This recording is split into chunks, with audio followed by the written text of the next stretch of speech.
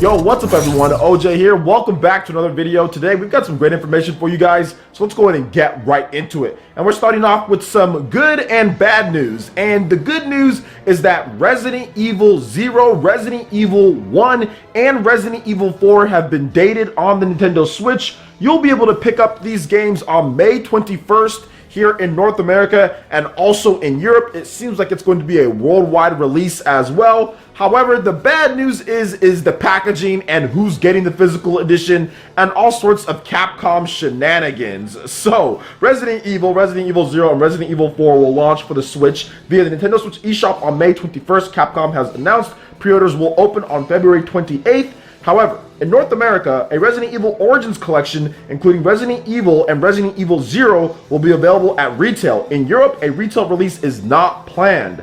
All three games are currently available for the PlayStation 4, Xbox One, and PC, as well as various other platforms as well. So here's a couple different things with this here, guys. So if you live in North America, you'll be able to pick up Resident Evil 0 and Resident Evil 1 on a physical cartridge, kind of. So you'll get Resident Evil 0 on the cartridge because that's how it seems like in Japan at this point. So you'll get it on the cartridge and then you'll get a download code for Resident Evil 1. Resident Evil 4, there's no physical edition at all for this game. And remember, the physical edition, the half physical edition, is only here in North America and in Japan. Europe is just out of luck at this point. Now, this is not shocking, right? Because Capcom does this all the time.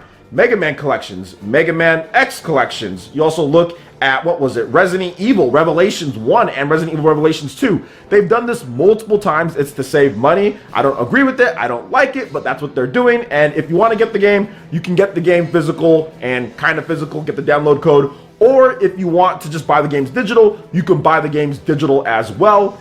It would be great if they could include all of the games physical on the cartridge. That would be fantastic, or at least separated and on the cartridge, right, for Resident Evil 4, because Resident Evil 4 is iconic. Resident Evil 4 is one of the greatest Resident Evil games of all time. It's my favorite Resident Evil game of all time. And for them to not have a physical edition on the Nintendo Switch is a little bit upsetting, to not kind of collect that box art, have that cartridge with Resident Evil, a game that resonates with so many Nintendo fans out there since it originally launched on the GameCube back in 2005, and then we got a Wii edition that was really good as well. So it would have been nice for them to actually make a physical edition of Resident Evil 4, but at least maybe we get one of the games on the cartridge, which it seems like, once again, that isn't 100% confirmed through what Capcom said, but based on the listing, it does seem like it's going to be a Resident Evil Revelations collection all over again, where it's only one game on the cartridge and then another game as a download code. And if you look at Capcom's history with Nintendo Switch collection,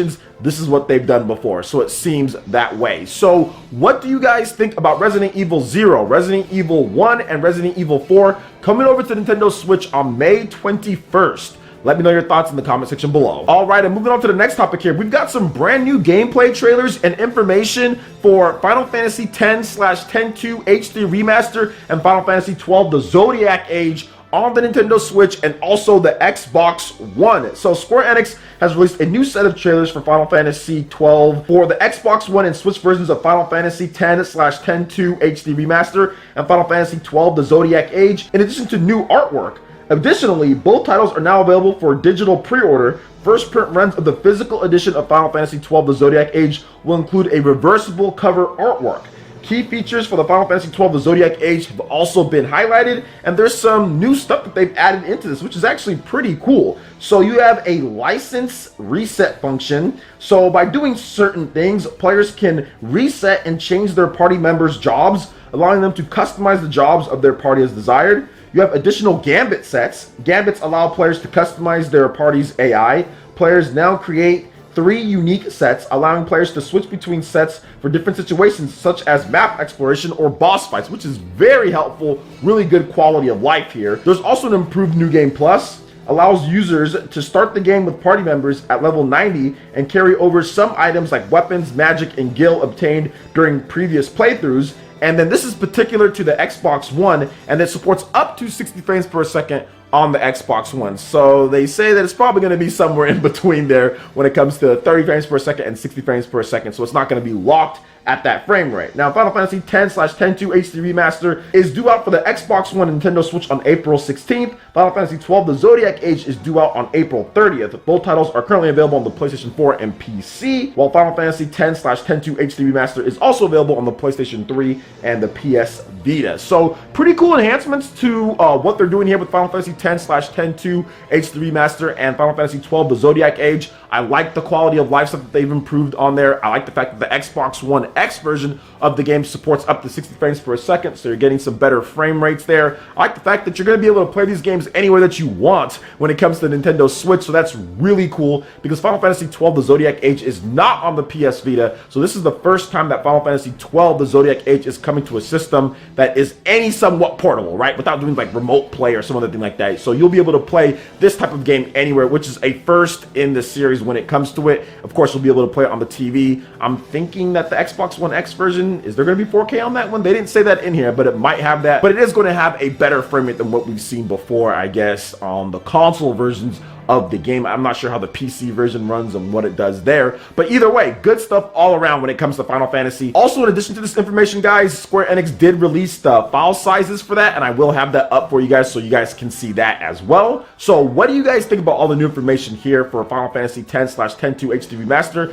and Final Fantasy XII The Zodiac Age? Let me know your thoughts in the comment section below. All right, and moving on to the next topic here, we do have a release date for Saints Row the Third on the Nintendo Switch. Surprise, this game is still around. It's going to be coming out on May 10th. So Saints Row the Third, the full package, will launch officially on the Nintendo Switch on May 10th. Publisher Deep Silver has announced Saints Row the Third first launched back on the PlayStation 3, Xbox 360, and PC in November 2011. We are going on 8 years for this game. Can you guys believe that? I can't believe it's been 8 years. I remember covering this game back in the day, and to see it come back in this capacity is just absolutely crazy, you know? All we do know is that the full package is going to include all of the different DLCs and everything. There's not any particular trailers or more information on the Switch specific features there, but I'm guessing that they're going to add in some cool Switch HD rumble, maybe some IR aiming or some gyro aiming, maybe some other stuff that they can put into the system. Of course, the tabletop play in different styles, handheld, all of that good stuff. So it should be pretty good if you're a Saints Row fan. Remember, guys, there is no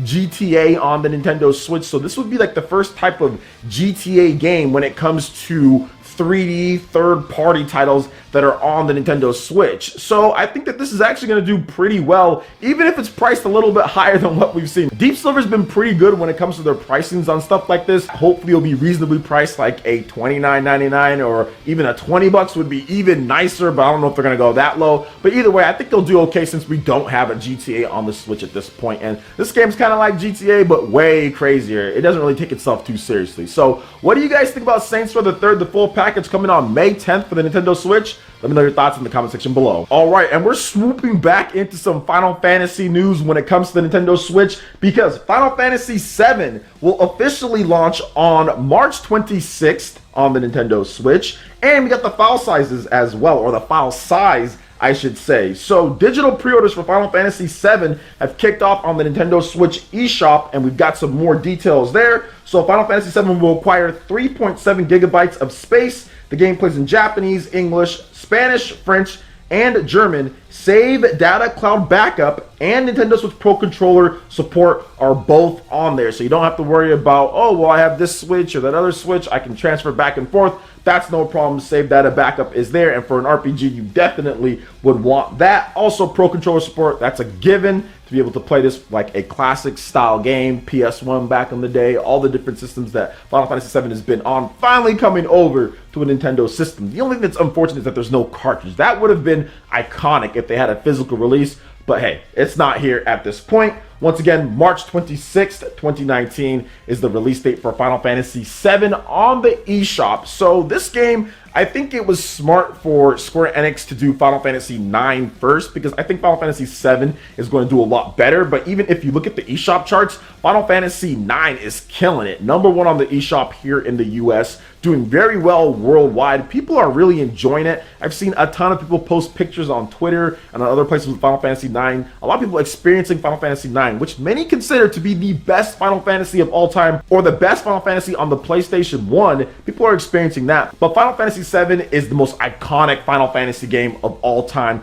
Finally going into that 3D realm with the graphics and everything. It was unlike anything back when it was released, so it's kind of hard to explain if you weren't actually living in that time and into gaming. It was just a phenomenon like no other. So Final Fantasy VII is going to do, I think, a lot better than 9 and is going to kill on the eShop when it comes out in March. So what do you guys think about Final Fantasy VII when it comes to the file size on the Nintendo Switch and the release date? Of course, let me know your thoughts in the comment section below. All right, and moving on to the final topic here, Dragalia Lost is actually making big bucks for Nintendo because this game has surpassed 75 million in lifetime revenue. So Sensor Tower has released some new details about the mobile title's performance. Can you guys believe if I was to tell you that Dragalia Lost, like let's say 2 years ago, it's just some type of new IP by XII Games and Nintendo, would sell more revenue on mobile than an Animal Crossing and a Mario game? Nobody would believe me. But the fact that this is actually happening kind of goes to show you a couple things. I think one,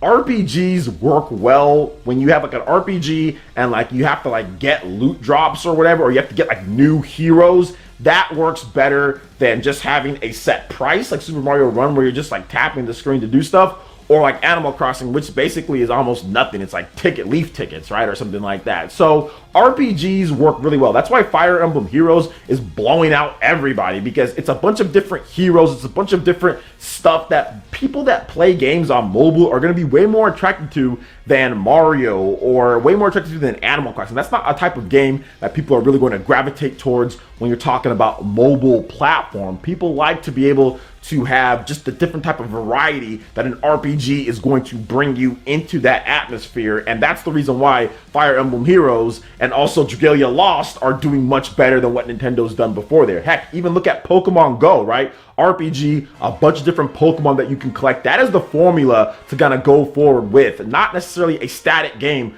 like Mario or a static game like Animal Crossing where there isn't a bunch of heroes or monsters to collect or something to do where you need to use microtransactions for that, right? So that's pretty much the formula here, and many games do this. This is not just Nintendo, right? There's all sorts of stuff. Dragon Quest Rivals just came out on the Switch. That was on mobile phones in Japan. Heck, you can play it on your Switch if you want to. It's just in Japanese. I mean, there's all sorts of stuff like this that have been successful, right? So it just makes sense that Dragalia Lost would pass up some of these other games Nintendo has, even though Dragalia Lost is an unknown IP compared to Mario and Animal Crossing. It's just different types for different types of consumers, right? And Dragalia Lost is just hitting a chord more with them. So what do you guys think about all the different topics that we discussed here when it comes to Dragalia Lost, when it comes to Final Fantasy, Resident Evil? There was a lot of great stuff. So let me know your thoughts in the comment section below. All right, Ninja, that wraps it up for this video here. Go ahead and check out the links in the description below. We got Facebook and Twitter. Go ahead and give us a like and a follow on our social media. Really helps us spread the content of PlayerEssence across the internet and just YouTube.